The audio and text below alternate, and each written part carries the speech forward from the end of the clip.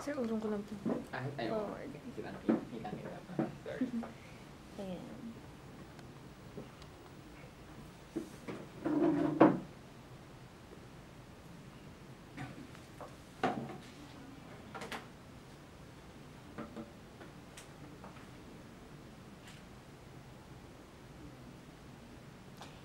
Rolling.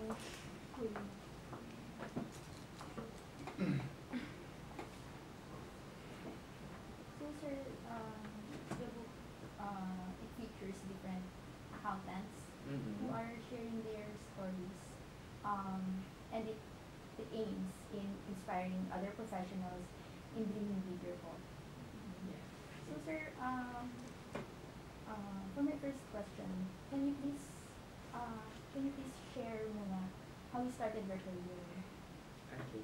So first and foremost, I would like to thank you for inviting me here and for considering my application, because personally, really, I believe that there are individuals who could better, have greater achievements. But then I am here because I believe that I must represent actually the millennials who, at this very present, could not have those numerous achievements, but in the future actually have the capabilities. So, with regards to the first question, well, I started my career at Deloitte, so one of the accounting firms. So herein I started as an associate for under tax and corporate services or under business process solutions. Herein I tried to handle tax cases, for tax cases and litigations. And then after that one, I also handled financial and accounting related tasks, especially for a certain bank. Also, I included here in are for the business process improvement and then supply chain management. Later on though is that I tried to explore also my career by being a financial advisor at Life UK. Sir, I read your candidate form and you mentioned that you consider your achievements as trivial compared to others. What do you mean by this? Well, I consider my achievement right now as trivial because there are older accountants in this profession who have achieved greater things, like they have already introduced, for example, or created new laws or perhaps policies applicable in the accounting profession right now. And for me, I just actually have 2 years experience. But then with this one, with a span of years, I think I really can say that there is really something so big that I have contributed. But what I believe is that I can actually contribute greater things in the near future. So with this, I hope that when we try to meet millennials like us, we treat them as professionals of the future and not of the current situation that they have. Let us not judge them by their current achievements or their abilities, but rather on the things that they can do in the future. So, sir, what do you consider as your biggest accomplishment? Well, when it comes to my biggest accomplishment, well, I think it would be when I make my parents proud, especially when, with the small things that I did. For example, when I was awarded as one of the outstanding students of the Philippines here in NCR, for example, when I was nominated as one of the senior millennial awardees by PLM, and then when I got promoted at Deloitte after 1.5 years, for example, and being one of their most top performing professionals. So, sir, was accounting your first choice in college? For accounting, actually, no. But then I actually chose this one because I felt that I am very inclined to business, to be particular. And then knowing that I have been, actually we have a store in our place. That's the very reason why I was, accustomed, or I was very inclined to business. And I think accounting is a, good career to pursue with regards to this one. Sir, why did you decide to pursue the career that you have now? Well, I decided to pursue this career because I think that it is something that fits my personal goals, and then it is something that I could be passionate about because I know that I am in line with the business industry, and then I just think that this profession can offer a lot of opportunities to anyone who can take it. if you're going to an accountant, there are a lot of opportunities that could open up, and then it could be an edge for you in the long run. So sir, you mentioned that you had a store Yes. when you were still young. Yes. What kind of store did you have? Actually, it's just a small. It's like a sari-sari store. Yung family business. Yeah, it's the family business that that sustained our education and then make us successful somehow. So can you please tell us a little background about your family? Well, actually, I came from a family in Ifugao, and then we're not that rich actually, but I think that I have a very supportive family who supports me in all of the endeavors that I had. So, we're actually a family of four. I mean, four children, and then my parents are actually, they're not actually the professionals, but then they always try to, strive to give us the best education that we have. Pangilan po kayo sa magkakapatid, sir? I am the first actually. Panganay po, sir. Yes. Can you please tell us a story about your childhood that had a big influence in the road to becoming an accountant? Well, I think one thing that I always tell my other friends that I can remember until now is that when I always joined competitions when I was young, my father was always there, supporting me in every competition that I had. So I'm very happy that every time he's there, I always win first place, for example. So I really feel so great whenever I'm able to share the stage with my father, because every competition is always there so long as he can. And I think knowing that my father, for example, and even my family as he represents, is always there, I try to achieve greater things for them until I became an accountant and achieved all the other things as well. So, sir, when we were still an accounting students, did you have any difficulties or struggles? Yes, of course, every one of us have our difficulties. But then, I try to, face them accordingly or address them accordingly rather. So for example, there are times when you have to balance your life as a, for example, student leader and as an accounting student. It's so hard.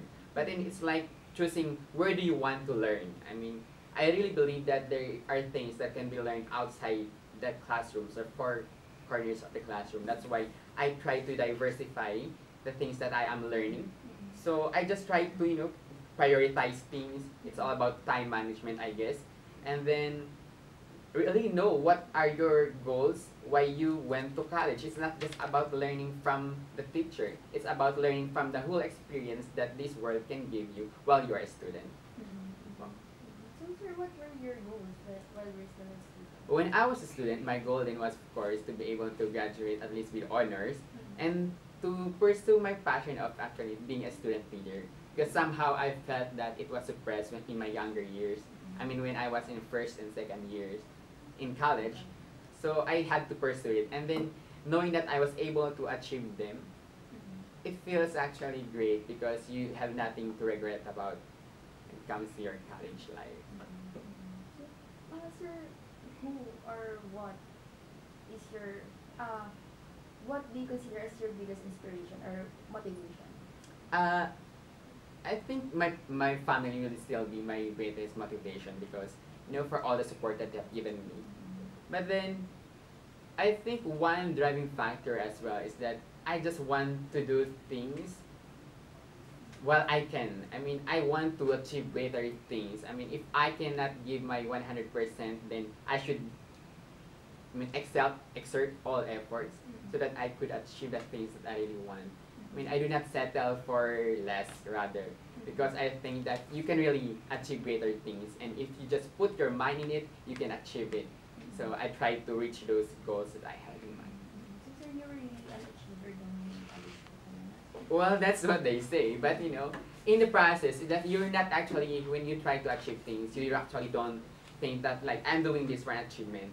I am doing this actually because I believe that it is something that I'm happy about. For example, when I was a student leader, I took the position because I want to serve. And then later on, it's just like around March or February perhaps, wherein I read about the nomination, for example, for the 10 outstanding student of the Philippines. Then I just applied for it. So it's just like, it's just like, plus, the award itself is like a plus or an add-on for the achievement that you had, because you were not actually aiming for it, but then because of consistently doing the things that you love, then you were awarded with those ones. Sir, saan po kayo nag-graduate ng high school? High school, I graduated at Don Bosco High School, Lagaw, Ifugao, in our province. What were the challenges po when you're still studying in high school po? When in high school, I think the challenging part was that most individuals were expecting a lot from me. Well, I graduated valedictorian in elementary.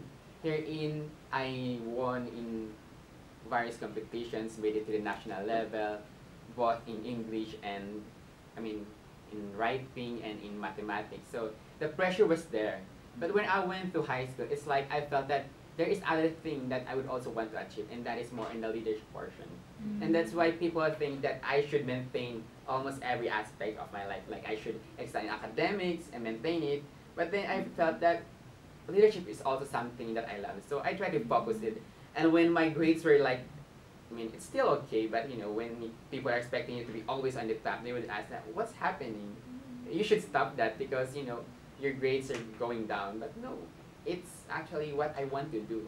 I am happy with what I am doing. It's not all about the grades, rather. It's about what you really learn. And right now, looking back and comparing, for example, the things that I learned and perhaps what I don't want to compare, but whatever those who had the higher grades have, I think I am happier with what I have because I have learned a lot. So do you think you were born a leader, sir? To be born a leader, maybe I was born to be a leader, but of course in the process I had to work hard for it because it is not something that was just given to me. When I was in elementary though, I was taught, like I was part of actually the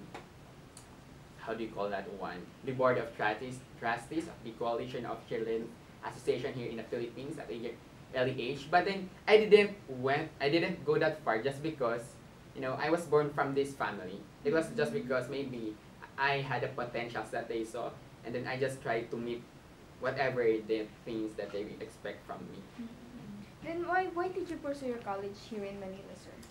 Why not in your province? Well, as much as I would want to in our province, I believe that there are also a lot of learnings that I can have here in Manila, for example. And most especially that Lyceum, for example, offers a certain scholarships, particularly or especially for Ifugaos alone. Well, I took that opportunity. And then, it's nice. What I was actually doing or thinking when I tried to apply here in Manila is that I want to go there and learn whatever I can. And from what I will learn from there, I would like to apply it here in the province. So I think that's actually nice as well. So sir, transferring from Ifugao to Manila, how was it? Was it hard adjusting? Well, somehow, but then I actually have my friends. I have a lot of friends here. From Ifugao, we're like 12 who went here. They're like close friends of mine. So spending days with them while you're here in Manila actually made it more or easier rather. So I think the adjustment was not that difficult. Sir, are you planning to go back to your province? Yes, actually. Everything that I am doing right now is directed towards me going back to the province. Especially right now that I am just actually, oh my gosh.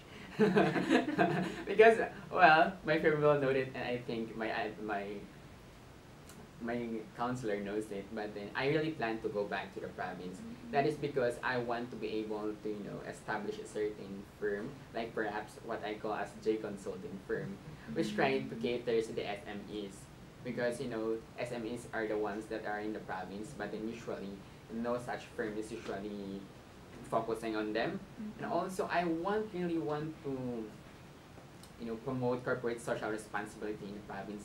For example, for the tourism aspect, I think Ifugao has a lot of potentials, but right now it's not actually even being heard, except for the Banara terraces.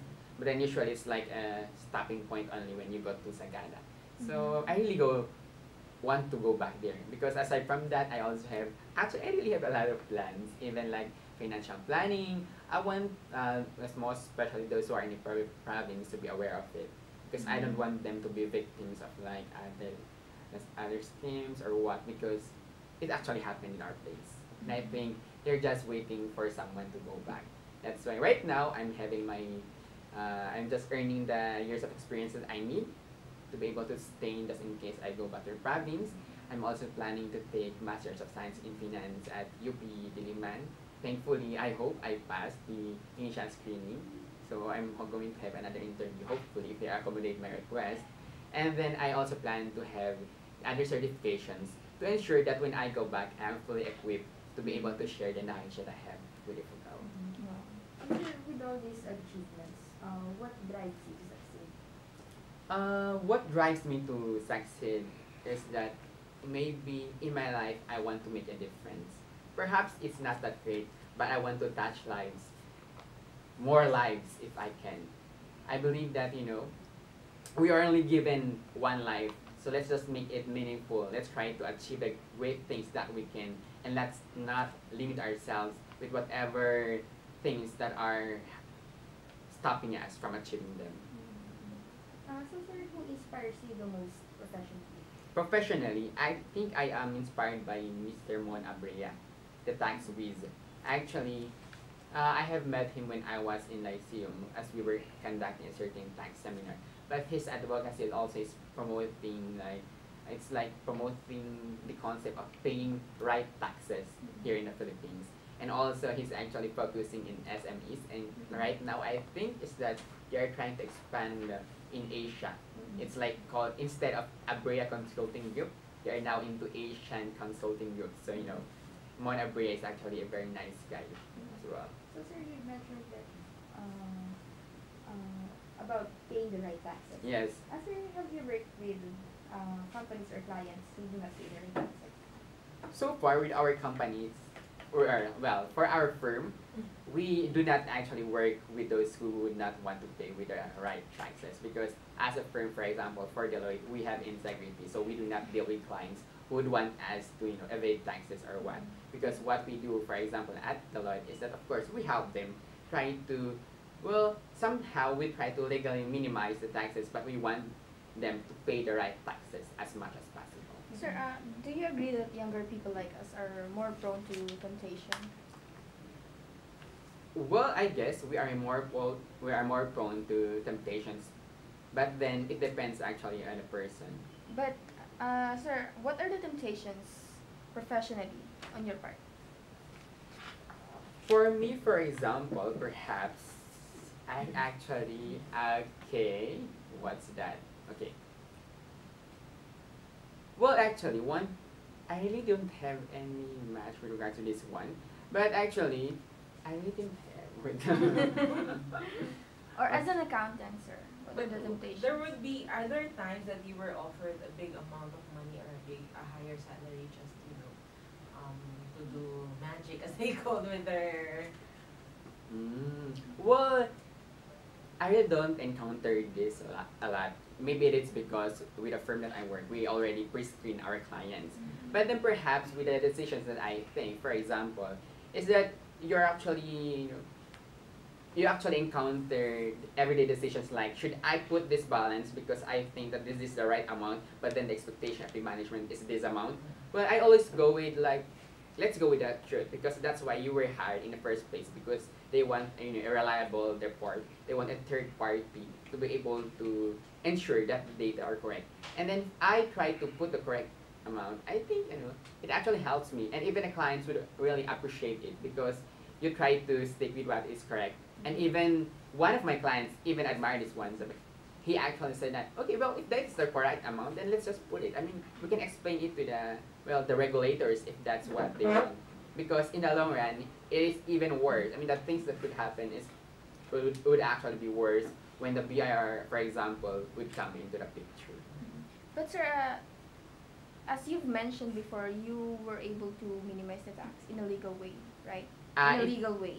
For me, because I do not handle tax clients, I only handle the tax cases, for example, for appeal. I have not done anything so far with regards to that one. But you're the one to compute the whole amount of their tax, right? No, it's not part of my professional services yet.